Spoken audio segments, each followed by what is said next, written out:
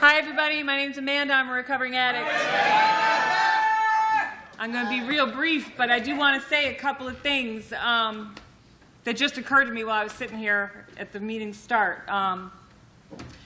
When we read what is the Narcotics Anonymous program, it says this is a fellowship of men and women for whom drugs have become a major problem. And it just got me thinking about my home group, and in our script, in our home group, we made a change in the recent months where at one point we used to say something about get numbers for newcomers, and we would then say men with men and women with women. And at our group conscience one month, we said, let's talk about that. You know? Because this is a fellowship of men and women. And I got to tell you that all my help hasn't just come from women. It's come from men and women.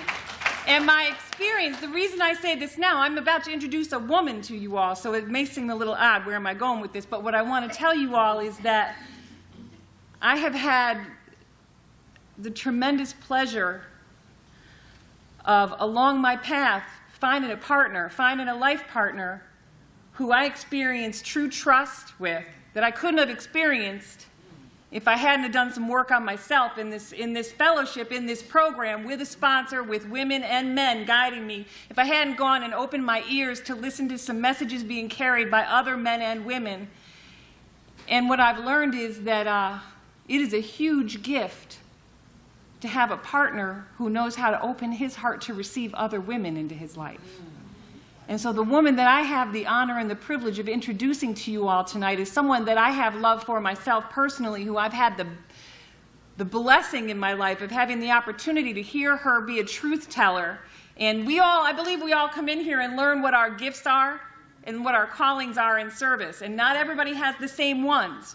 And some people have the calling of coming up and standing in front of a room of people and telling their truths, no matter how uncomfortable. Because some of us don't have the ability to tell our truths, and we need to hear someone else tell it for us. So I've had the benefit of experiencing the message that is carried by our Friday night speaker tonight, but I've also had the benefit of watching my husband develop a connection and intimacy with other women that I feel safe about. And Stephanie is one of those women that I'm so grateful that my husband has in his life. And I appreciate her so much. And it means a lot to me to be able to bring her up here and introduce you to Stephanie from Connecticut. Come up and tell her.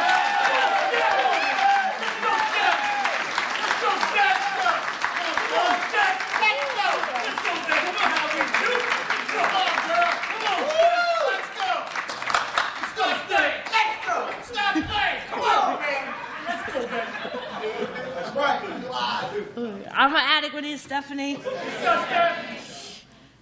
They are on their best behavior tonight, folks. I mean, really. In the fifth tradition, it says, surround yourself with people who have your best interests at heart. They're like traveling hearts. I want to thank the convention committee for asking me to come here and share. I think a couple of times they probably would like to uninvite me. I'm a horrible caller-backer, you know. It got so bad they had to call Wendell and threaten me not to let me come, you know. I said, oh, God, I don't want to look bad in front of Wendell. I've got to call these people back. It's just not it's not personal. I'm just a terrible caller-backer, you know. But I want to tell you that I'm so grateful to be here. I'm so grateful that so many people from back home are here with me, and, you know, we're having a really good time. The fellowship is really loving. I love how you hugged us at the door, and when we leave, you'll hug us on the way out. The disease of addiction is, you know, the disease of addiction. I was sitting there and I was thinking about something, and I said to myself, Stephanie, the disease of addiction is, you know, we put so much emphasis that the disease of addiction is so concerned how it's going to take us out. And I was sitting there thinking to myself, the disease of addiction is more concerned how it's going to stop us from coming back in. And I want to tell you how God works. More powerful than words. I was at a memorial service last night back home in Connecticut for a young addict who lost his fight with the disease of addiction. And a week prior, you know, this really loving father. I mean, he just loved his children bigger than any pipe. They sent his body home to North Carolina. So he's buried in North Carolina, and last night they said goodbye to him in the state of Connecticut. And when I came here today, I thought, wow, Frankie, I'm going back to your home to let them know that they just received a blessing. Because a lot of addicts don't make it, but it doesn't make them not a blessing. God loves them anyways. He probably needed to love them more all the way through the other side of the door. So I want to tell you that I love Narcotics Anonymous. Narcotics Anonymous. I mean, like, you know, I want to tell you something. Through the worst moments of my recovery, I will be in the car in lonely fetal position driving. People think fetal position is on the ground. Fetal position could be walking around at the dance tonight. Not here, but at another dance, right? Narcotics Anonymous. It's the love of my life. That's right. That's right. When you fall in love with it, see, a relationship is made up of two things. It's made up of passion, and it's made up of comfortability. That's what I learned. I learned everything I ever needed in life right here. See, we come in here and we're passionate because it's new. But passion runs out. We have to go and get new passion for the same thing.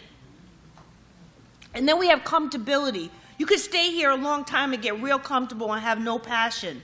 It's like being in a relationship with someone. You've been together a long time. You're real comfortable. It would make your life very uncomfortable to get out of it. You ain't had passion for her in a long time, but you comfortable.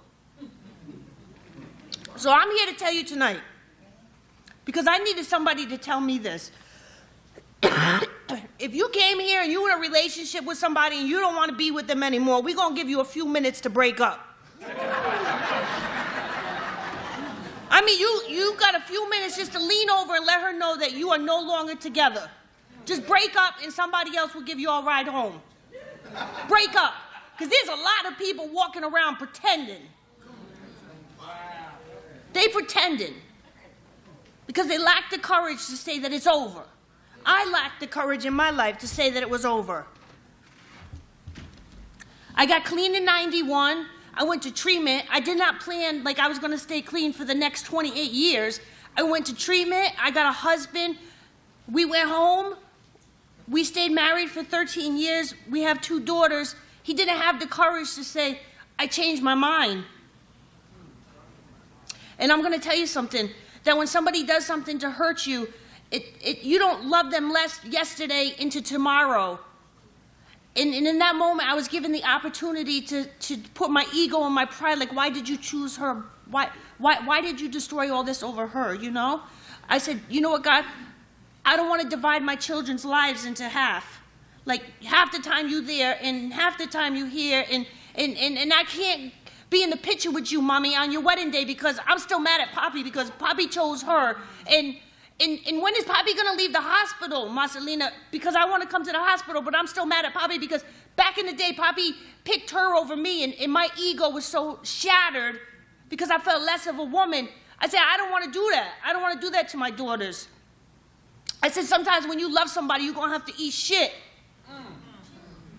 I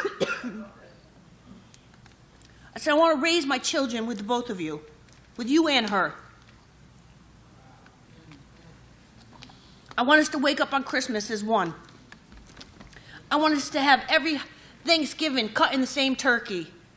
I want us to go on vacations together. And people thought it was like really bizarre, like, how could you accept it to that level? Because they never knew there was 2 homes. And my children benefited from that because I was able to put my own pain to the side, looking forward. Because in the 7th step, it talks about we thank God in advance. I thank God in advance that my children would have a better life if I could put my ego and my pride to the side and forgive them when I was still hurt, but be able to walk myself into that forgiveness because I knew down the road that it would exist.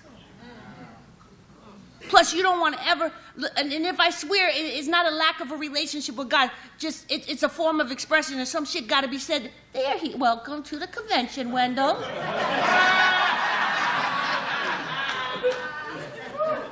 Yo, you ever meet somebody and they got one line?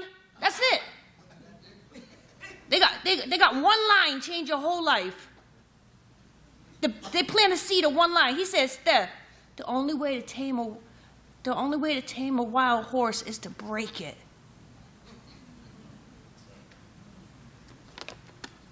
That's bone marrow shit. That's get backed up into the corner and want to take yourself out and your clean time. Type of shit right there. It's all good until you the horse that got to get broke. If you're going to take inventories, always let people's inventories end with their assets. That's right. So we're able to raise these two children, you know, and my daughters both now, they're in college. One of my daughters, she's in an internship in a trauma unit, and she's going to be a ventilator nurse. I think that's the right word for her. I don't have no education. I haven't been to school since 7th grade. I was a little girl. My mother left. My mother got in the car and she drove away. I was a little girl on the street and I was wrapped around her leg and I was begging her, you know, to stay. And I remember her peeling me off her leg, you know, like literally kicking me off her leg. And I spent the next 35 years wrapped around all kinds of legs getting kicked off, y'all. I mean, ripped. I mean, with clean time, with a lot of clean time. The 12th step, it says, regardless of how long you've been clean, may you always have the courage to come in here and tell the truth, regardless of what other people may think. It's real hard to be an old-timer in a fellowship of old-timers that look like they're good. I want to tell you that I don't care how many steps you wrote, how many steps you're going to write, how many traditions that you memorize, who knows what concept, who does the most service work, who got the best sponsor, whose titties still stand high, who got the biggest ass, no stretch marks, whose man's fine, who got money, who don't got money. I'm going to tell you, it doesn't matter how much Narcotics Anonymous you know, you will never un-addict yourself. You can have the greatest relationship with a loving God, you still addict. Even though you don't say addict shit, we know you addict. And there are some people in Narcotics Anonymous that they got this addict shit down so good, you got to ask them, you still addict? Because I don't want to come in here and tell you about my little addict shit when you look like you just got a PhD in good recovering addict behavior. Because what happened is, in Narcotics Anonymous, I'm talking about me, and not in the state of North Carolina, somewhere else. In my life, what I learned is that there's good addict and there's bad addict. And there are people that come into Narcotics Anonymous and they take stuff, they say, don't stick with the winners. I don't believe in everything that our literature says. I think that's a horrible thing to say. Stick with the winners. Okay, winners, we would like you to notify the losers of who they are. And how much shit do they gotta do to become a winner? And when do they get to become the winner? Like, when do they have to get 6 months clean and then they, like, partial winner and they might be able to sit at the good winner table? The disease of addiction, man, is relentless. Some people get little disease, like little midget, tiny people disease. And then there's people that get this big disease. I mean big disease, like punch you in the mouth disease, stab you in your gut and give you mouth-to-mouth disease, not a little kick to the shit, oh shit hurts disease. There are people that shooting dope with dirty water, not bossy water. That kind of disease. I tell God all the time, I don't want to be surrounded with no $100 whores. No, keep your $100 whore. Give me the $2 whore, because by the time you get to $2, you are desperate. In the first step, it says, when you become beaten, you become willing. By the time you take in $2 to get your $1 hit, they giving you $2 not to suck it. The pain is great. So I stayed by myself. Sort of by myself, maybe make you think I was by myself, because I was married all these years. I was a good girl, good wife. I should have did something different, God. I should have been a better wife. I thought I had 30 years to become a good wife. I thought I had a whole lifetime to become a better wife to him. There's people that have really great husbands, and I don't know, or really good wives, and they get real comfortable and they stop remembering they're special. And then there's people that have been praying to God for a really long time to be able to have that with somebody, to get up in the middle of the night when they're sick and go to CVS to get them something because they can't do it for themselves. And God isn't delivering love like Amazon, and what if it never comes? What if it never comes? And it's real easy if you win to be able to tell somebody, oh, find peace with or without, because you snuggled.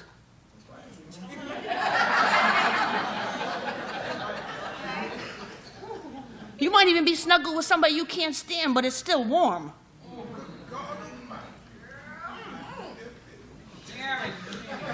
So what happened to me was, right? What I learned is that, like, I was able to love somebody at a level that I never loved nobody. I never had this mother. I never had a father. My father was 40-something years older than my mother. My mother always had lookouts. She had these dudes that just made sure that you were always okay on the side, you know, and like my father was a side dude that looked out, and, you know, I was 25 years clean. I was in California, and my father, who, you know, when you never have that, and when he would call me on the phone and he says, Stephanie, this is your father, I would become 10 years old. Yes, Daddy. And he said, I want to come spend a month with you. I ain't never spent a night with you. So it was September, and I called my little daughters, and I said, Mommy, I said, Grandpa is coming to Connecticut for 1 month.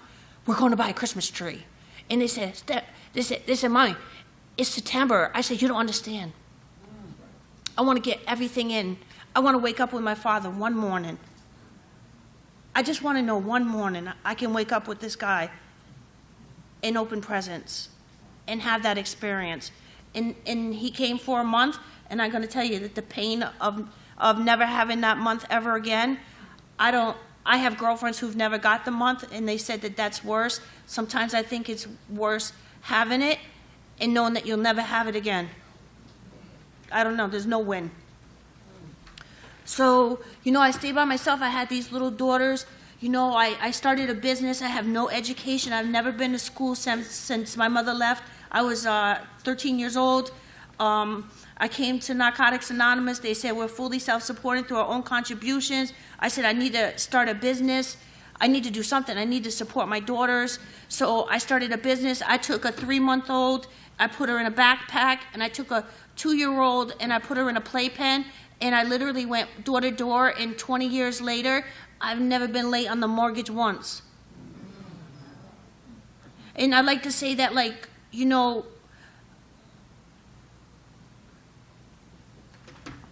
I worked hard to give my daughters a better life, you know? Like, they're both in college. I never even knew about college. I was telling somebody on the way over here, I remember when it was time to fill out the college forms, I was so scared, and they kept saying, Mom, how do you not know this? How do you not know this? And I thought to myself, I don't know. The last time I went to school, like, the thing with the lines was still £1.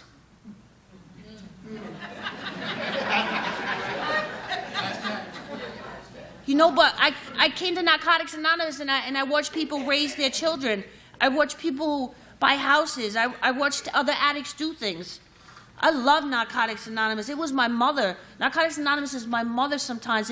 It touches me in places that no hands has ever been able to reach, you know? Narcotics Anonymous is my father. I have friends, man. They show me what love is. They show me how they love their wives. They show me how they're good men, you know?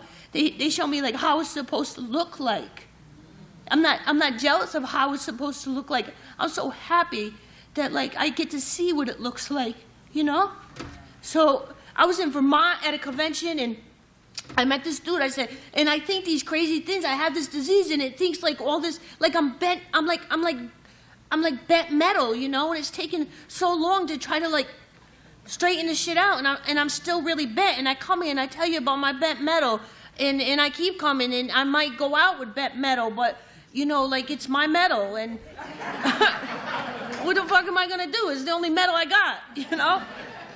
So I was at a convention in Vermont, and I said, you know what, like, I watch you guys all talk about, like, talking to each other, and it seems like you always have so many problems in these relationships talking to each other. Like, there's always, like, a communication problem, like, too much talking, talk about the same thing over and over again, just keep on talking. You know, we come in here, we talk about it again, we talk about it next week, next year, we just keep on talking. I said, well, I would like to meet somebody, God. I would like to meet somebody. But I would like to meet somebody that doesn't speak my language. Because it seems like it would be like, well, how many problems can you have if you can't communicate with each other? It's like, it's not like you can really, you know, get mad at each other. How can you get mad at somebody? You don't have a word. You don't understand a word of what's coming out of their mouth, you know? You just kind of nod. And to me, that made perfect sense.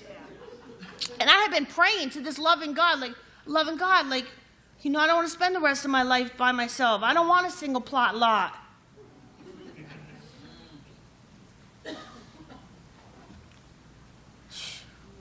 Fear. Fear will make you do things that go against every principle.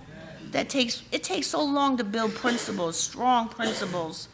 You know, I don't go to the gym, and I don't want to ever go to the gym, and I'm fine with just how I am, and I ain't ever trying to get to that gym. But they said, gym people always say, the only way to build muscle is to tear muscle. And we come into Narcotics Anonymous, and people think, because it hurts, that they're doing something bad. You know, the only way to build the muscle is to tear the muscle. So I met this dude, you know, this dude had just came out of prison, and for some sick reason, man, I would like always be watching Lock Up, and I just loved the whole swag. I did. I loved the whole swag, like the whole jumpsuit. I'm telling you, it's the truth. The whole jumpsuit, the swag, the walk, the no English. I always felt like he was like really tough guy. He was like a gang member, and you know, I always felt like he was going to protect me. Not like anybody was after me. Nobody was after me. Like, I really didn't need, like, protection. There was nobody after me, you know? Like, nobody was trying to get to me, you know? So, like, what I did was, like, I married my gang member, you know? And, yeah, like in 90 days, you know? Like, it's not like we needed to talk about a lot. We weren't going to talk about nothing, you know? So, like, I married my gang member who had just come out of prison, and I'm going to tell you. So my gang member came home to live with me and my children.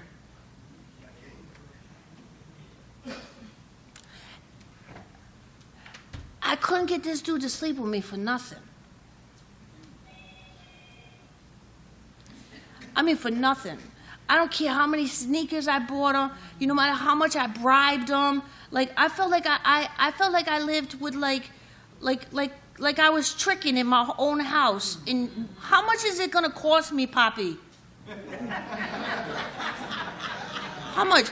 People always say, you know, like, oh, you gotta spend time alone. You should spend time alone. Let me tell you something. There ain't nothing worse than living in a house with a dude down the hall to the right that you can't touch.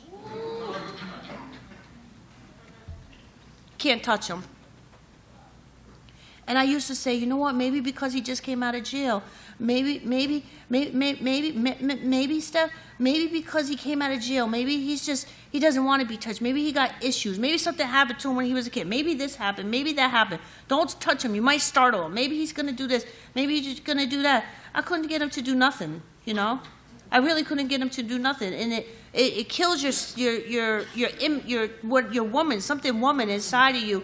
You're like, this is your husband, and You know, like, you can't, there's nothing you can do. So I thought, well, maybe he's really, like, you know, gay on the DL, and because he's a tough guy, he don't want to look like he's gay to other people. So what they do is, this shit happens a lot, and this shit ain't funny at all. Okay? What they do is they pretend they're gay away by hiding under you. And the whole time, they really don't want to be with you. They want to be with him, but they don't want to look bad in the being with him, so they punish you because you're not him. And you couldn't be him if you tried.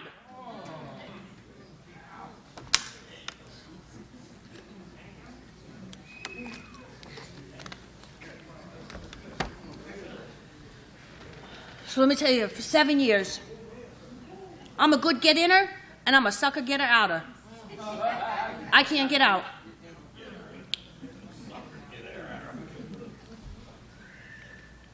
I kept praying for this courage.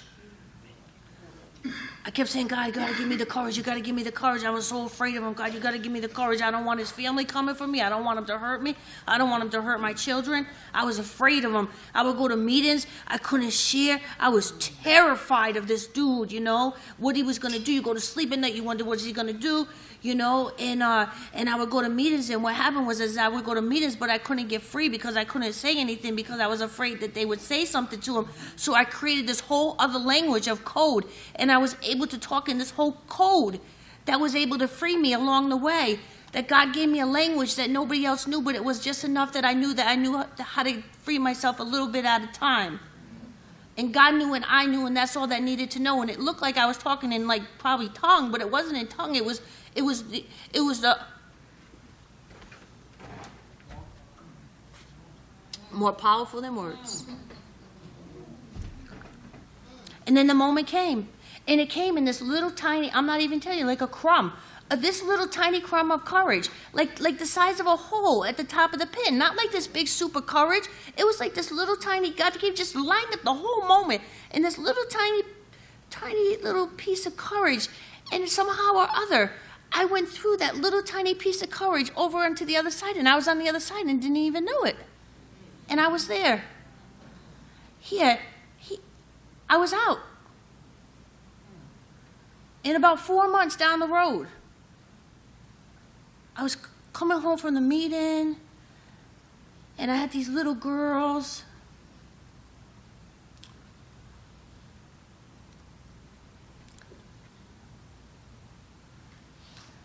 There's great speakers in Narcotics Anonymous. They know all kinds of literature. You know, they could tell you what's on what page. I'm just real good at telling you the truth, you know. My whole life, I just want to be a good mom to them, you know? Like, those are my girls. I kept them with me all the time. I made so many mistakes that I can never go back and undo. And I think, like, you know, so one night I come home from the meeting, my little daughter, you know, my special little sweet daughter, she said, Mommy. And I said, yeah. She said, Mommy, I got to tell you something. I said, go ahead.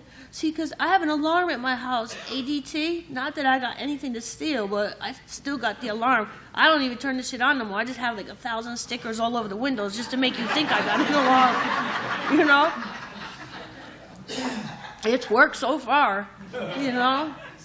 But sometimes, like, you get this alarm, and then you teach your children about stranger danger. But what I had done out of my desperation and my fear and my fantasy is that I had gotten an alarm system, but I had locked the stranger in. She said, Mommy, you know why he didn't like you?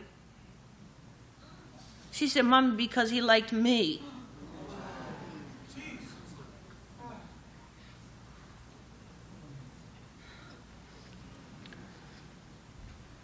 At my house, I live in this little house.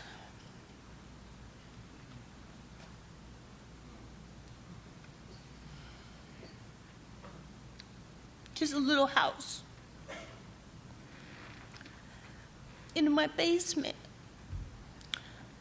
I started to see these little mouse things, traps. So I was scared that the mice were going to come upstairs, because I don't know if the mice are like roaches and they like accumulate fast. So I called I called the guy, the bug guy. I said, listen, I found these mice in my basement. Can you please get them out? So he comes to my house. And he says, I said, well, are you going to use peanut butter or cheese, you know? He said, oh, no, we don't do that no more. He said, what we do is we got these pads. See, this pad, it has this sticky stuff, and it has this smell to it. And you can't smell it, but the mice can. And it draws the mice to it. He said, so I'm going to put these down, and you're going to catch your mice. So I said, all right. So one day, my little daughter, she said, Ma, do you hear that? I said, no, I don't hear it. She said, Ma, go downstairs and listen to that. So I go downstairs and I'm listening to that, and then I hear a whimper. So I go over, and the little mouse, he's on the pad, but he's not dead. And I thought, you know, like how God speaks to me in the 11th step is he tells me things through these stories. And he said, Stephanie, he said, the disease of addiction, it knows exactly what you like. And he sets up all these pads. And it doesn't matter if you put one paw on the pad or you put your whole body on the pad. Once you touch the pad, you're stuck. And I said, well, what happens now that the mice is on the pad? And the guy said, it cries itself to death.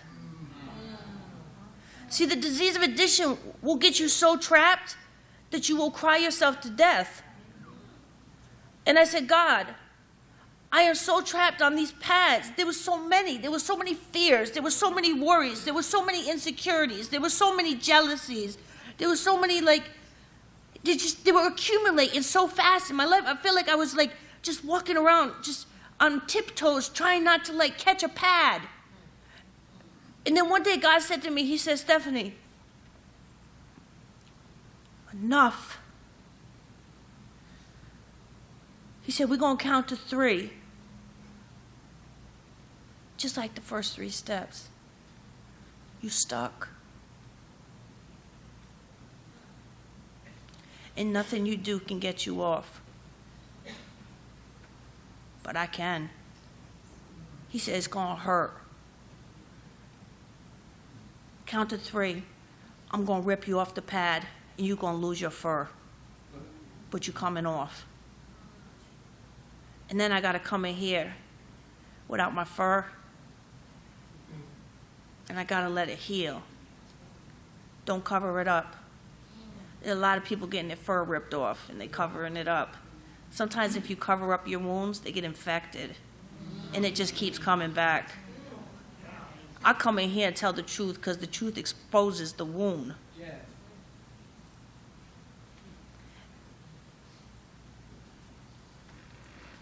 Loving God. So,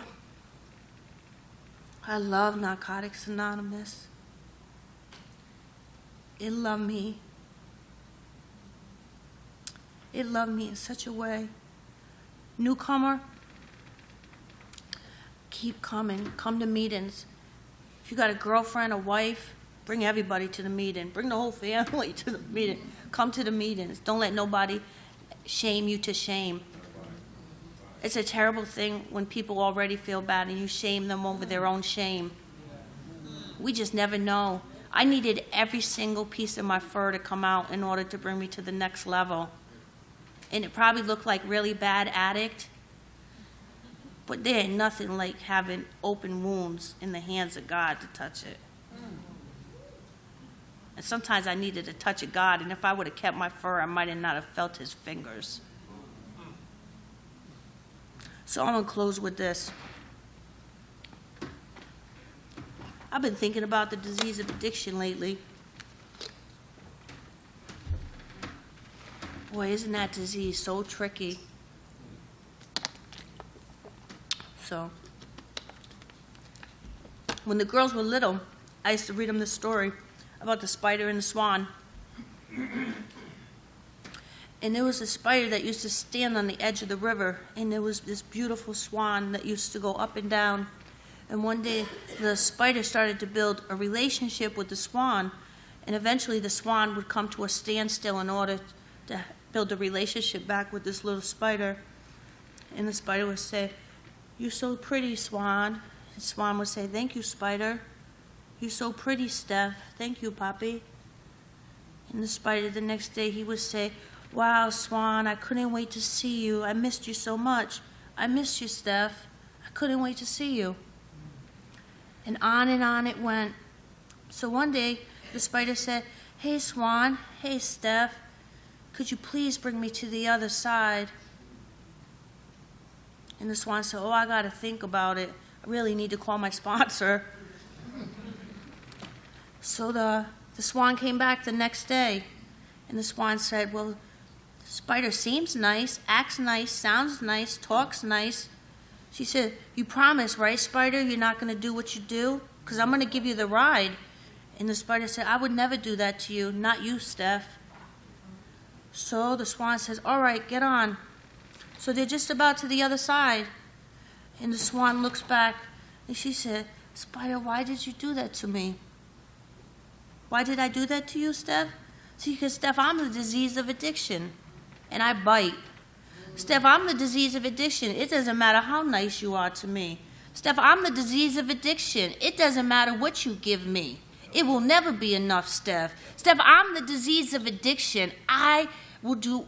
Steph, I'm the disease of addiction." See, because the disease does what the disease does, and it will always do what the disease does. And when you know that the disease will always be the disease, and you're thinking that disease is going to do something different, you can be nice to the disease all day long, and it's still the disease. Because spiders bite. And when you start thinking the disease of addiction ain't going to bite, it doesn't care how long you've been clean. It will bite. It will wait you out. The 11th step says God works through others. Who are your others? What if God said, "I'm going to give it to you through the one that you don't like the most, the one that he left you for"? Do you know that all these years later, 17 years later, she made me the person in charge of her will. She never had no babies. The only baby she ever had, the only Santa Claus she ever got to be is to my children. I gave her something that she was never going to give herself, and I didn't know in that moment when he chose her that I was really the one that was going to be, the greatest gift to her life. I shared my greatest gift with the person who caused me the most harm. Because I loved him so much that I didn't want to hurt him because he hurt me. Because in the long run, he was the greatest father to my children. He loves my daughters. And I could have ruined that for everybody involved with, because the Narcotics Anonymous said, "Put your principles before personality." Put all your principles. Not the principles that feel good. I mean the shit that hurts. The shit that has to make you walk into the room and know that your man left you for her. And newcomer, I'm going to tell you, I'm going to close with this. The hardest lesson you ever going to learn in Narcotics Anonymous is that when relationships end in here, you still got to come back. I got a little dog at home. I'm so in love with this dog. He's the only thing going in the casket with me, and his name is Chin. And sometimes I'll be feeling so bad, and he cuddles up to me, and I tell myself, and I say, "Chin up. Chin up, Mommy." It's not over yet. Thank you so much for inviting me to come here.